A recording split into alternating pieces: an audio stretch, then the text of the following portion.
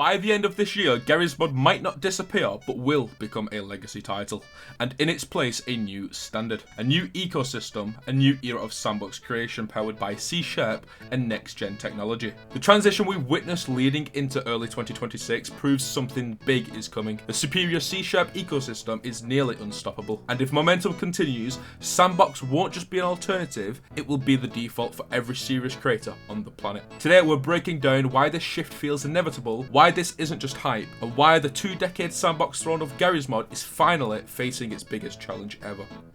Before we talk about the future, we need to respect the king. Garry's Mod has dominated the sandbox modding space for nearly 20 years. Built on the Source 1 engine, it gave players something revolutionary at the time: total freedom, Lua scripting, community-driven game modes, and workshop content that felt endless. From DXRP to Trouble in Terrorist Town, from cinematic machinima to absurd contraptions powered by physics glitches, Garry's Mod isn't just a game, it was a platform before platform was even a buzzword. It created developers, it built communities, it launched YouTube careers, and survived trends that would wipe out other titles. But here's the uncomfortable truth: it's running on a 2004 engine, and the engine has limits.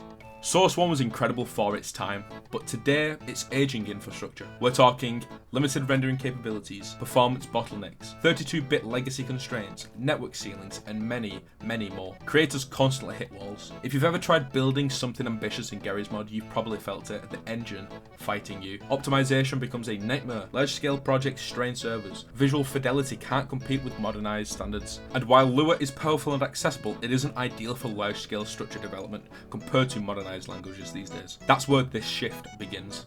Sandbox isn't just Garry's Mod 2, it's something fundamentally different. Built on Source 2's engine, it inherits modernized rendering pipelines, advanced lighting and material, better network architecture, improved physics, and many, many more. But here's the real catch: it's built on C#. The move away from Lua into structured, scalable, industry standard language changes everything. For creators, this is massive, as this supports cleaner architecture, stronger tooling, professional developed pipelines, easier onboarding for real-world developers, and many, many more. The ecosystem isn't just about making goofy sandbox modes anymore, it's about building real standalone experiences. Experiences that don't feel like mods, but feel like full indie titles. That is a massive leap. And here's where I want your opinion. Do you think Garry's Mod should remain the king because of nostalgia and community strength? Or do you believe in technological evolution should decide who leads the sandbox space? Drop a comment right now. Are you staying loyal to Garry's Mod, or are you ready to move to Sandbox? I generally want to see where this community stands. Here's what makes Sandbox's moment entering the scene different from every other Garry's Mod killer's prediction that we've seen before. Garry's Mod is still successful.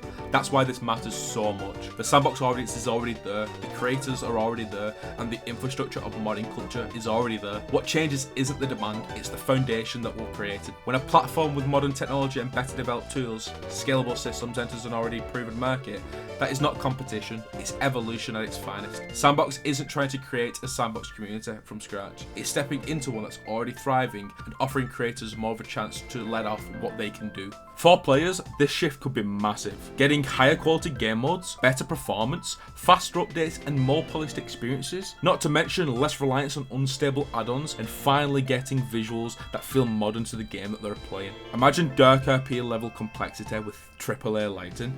We're kind of already getting there with the launch of DXRP and its short lifespan that it currently has. Just imagine 2, 3, 4 years time of what DXRP on Sandbox could mean. Being able to play any Sandbox game mode that's chaotic without frame drops. Imagine the custom experiences that feel like full releases instead of an experimental mod. That's the promise of Source 2. And for creators, this is career level opportunity. The skill ceiling rises, the professionalism of games being created rises, and the possibilities endless. Without a shadow of a doubt, Garry's Mod has changed gaming forever, and we're all very thankful for that. It has proved that community's creativity could sustain a platform for decades, but no throne lasts forever. Sandbox represents more than a sequel, it represents a generational shift in sandbox development. Source 1 built the empire, while Source 2 might modernise it.